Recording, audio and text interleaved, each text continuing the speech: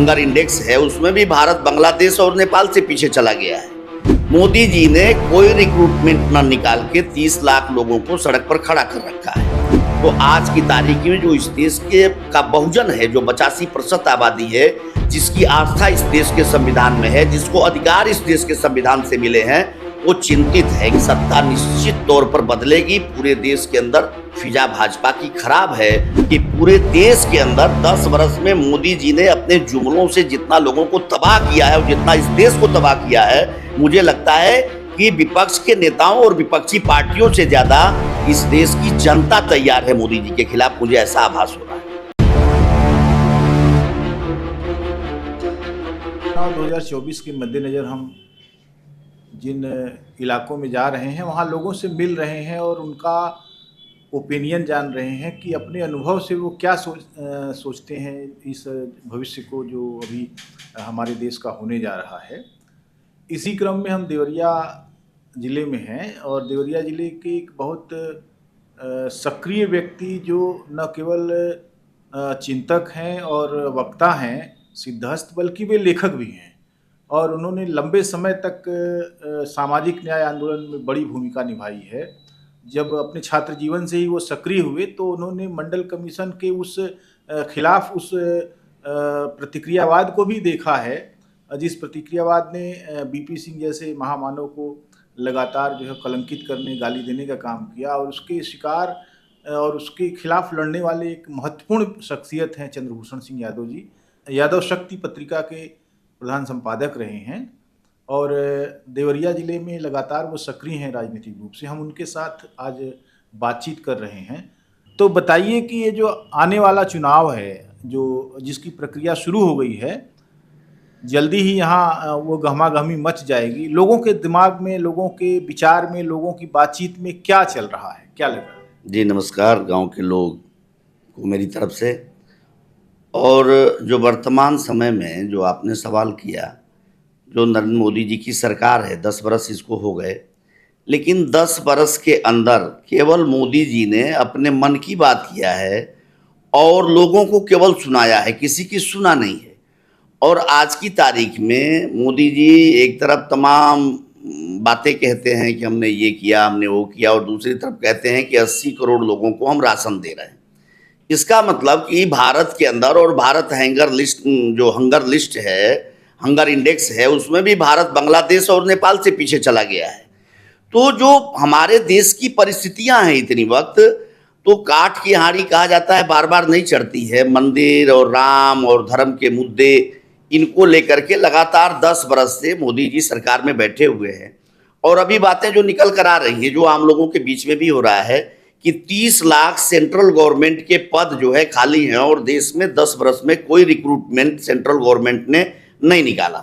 तो 30 लाख नौजवान हमारे आज की तारीख में सरकारी नौकरी कर रहे होते, लेकिन मोदी जी ने कोई रिक्रूटमेंट न निकाल के 30 लाख लोगों को सड़क पर खड़ा कर रखा है और 80 करोड़ लोगों को 5 किलो राशन मुफ्त में दे रहे हैं और फिर कह रहे हैं 5 साल तक हम उनको मुफ्त में राशन देंगे।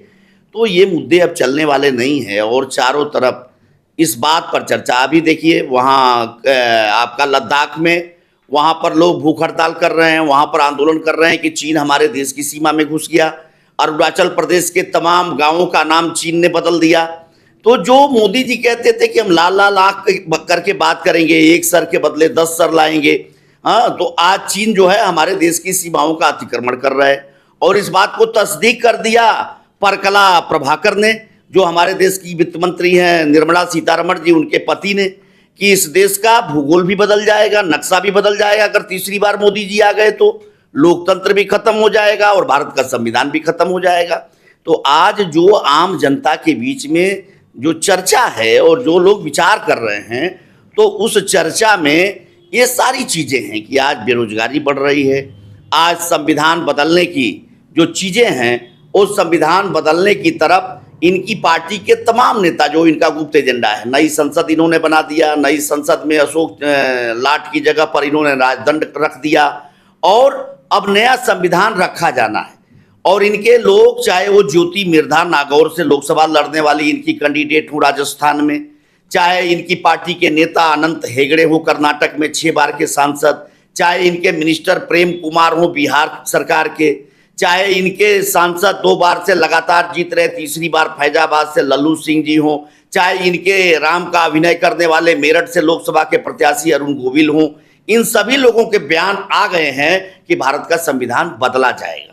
तो आज की तारीख में जो इस देश के का बहुजन है, जो 85% आबादी है, जिसकी आस्था इस देश के संविधान में है, जिसको अधिकार इस देश के संविधान से मिले हैं, वो चिंतित है कि अगर तीसरी बार भाजपा आ गई, और जिस बात को स्पष्ट तौर पर भारत के वित्त मंत्री निर्मला सीतारमण जी के पति ने प्रकला प्रभाकर ने कह दिया है कि अगर मोदी तीसरी बार सरकार में आए तो संविधान, वोट देने का अधिकार और भारत का नक्शा, ये तीनों बदल जाएगा।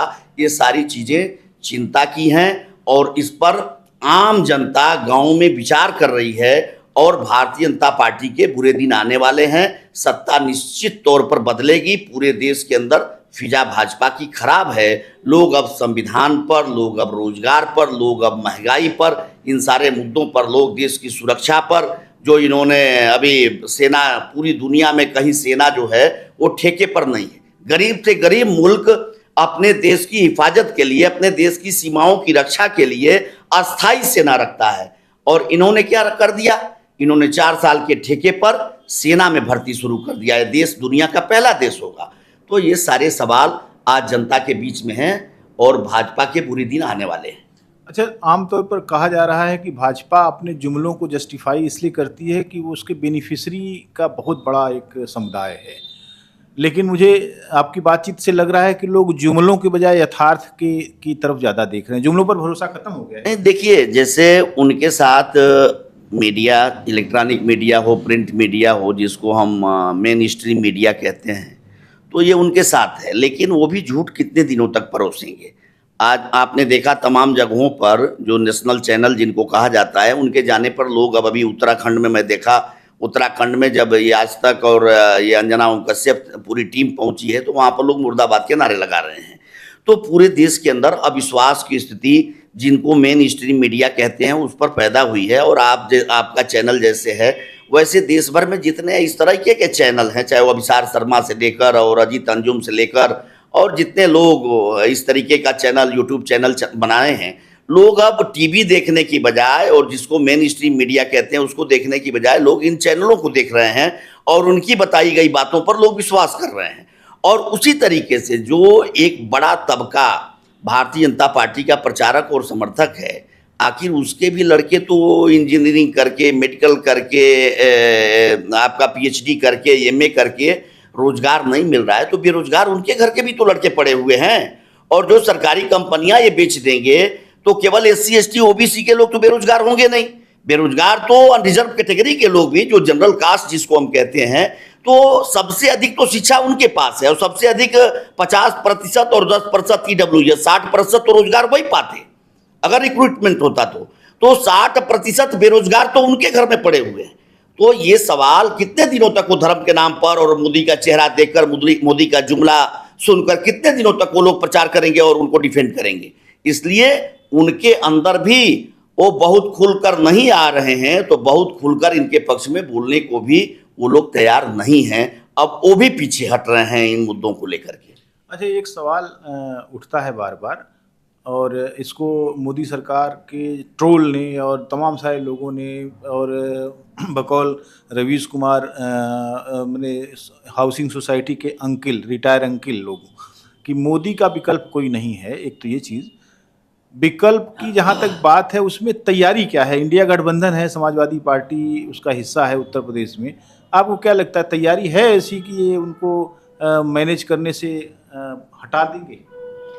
देखिए, जहाँ तक तैयारी की बात है, भारतीय जनता पार्टी ने इतना डरा रखा है देश के विपक्ष को, ईडी से, सीबीआई से, या आर्थिक स्रोत जो हैं पार्टियों को चलाने के लिए, चुनाव लड़ने के लिए खाते तक सीज किए जा रहे हैं।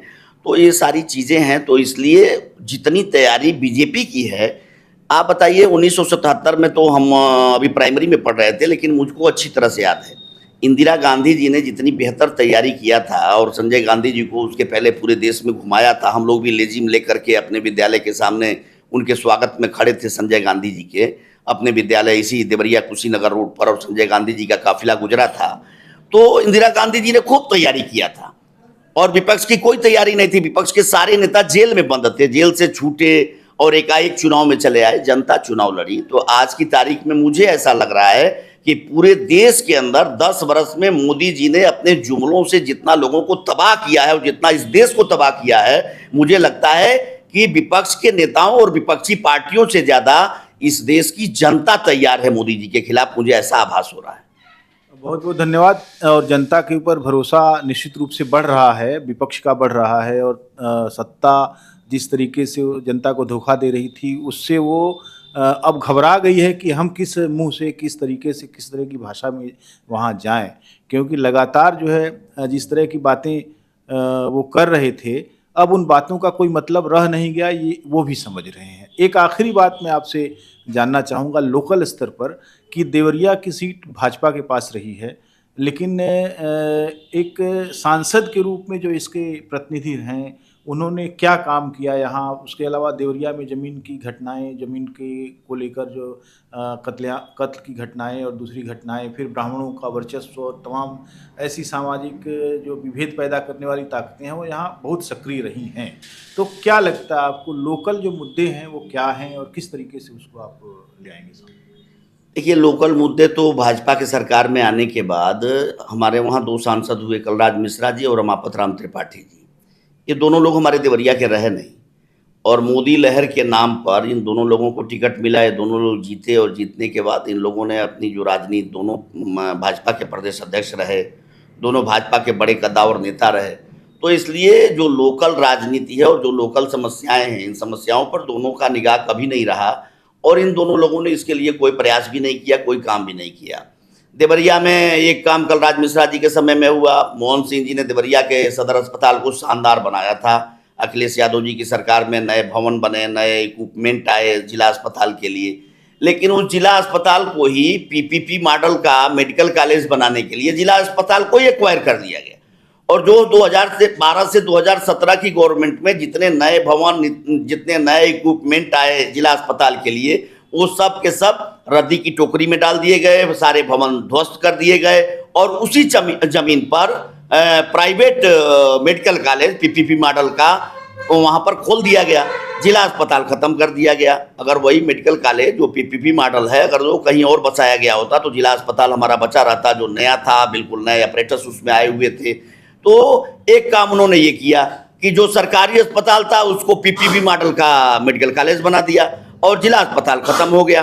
तो आज की तारीख में और जितनी हमारे जिले की चीनी मिलें, पूरे दुनिया में देवरिया को चीनी का कटोरा कहा जाता था। हम लोगों को सवाल, मैं एग्रीकल्चर का विद्यार्थी रहा, हम लोगों का सवाल आता था कि चीनी का कटोरा किस जिले को कहा जाता है, तो देवरिया को चीनी का कटोरा कहा जाता। सारी चीनी मिलें आज की तारीख में बंद हैं और हर बार चुनाव आता है तो मोदी जी आते हैं तो घोषणा करते हैं चीनी मिल चलाएंगे, जोगी जी आते हैं तो घोषणा करते हैं चीनी मिल चलाएंगे, चुनाव भी जाता है कोई चीनी मिल चलती नहीं है।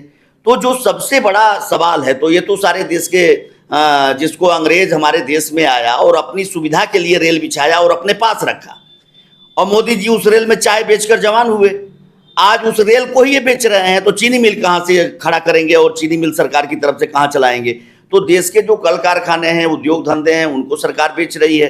तो जो जिलों की बुनियादी समस्याएं हैं, रोजगार का, उद्योग धंधों का, कल कारखानों का, तो जब बने बनाए और लाभ वाले संस्थान ये बेच रहे हैं तो फिर जिलों में कहाँ से कल कारखाने खोलेंगे और इस तरीके के संस्थान खड़े करेंगे? तो ये समस्याएं तो है ही हैं लोकल स्तर पर।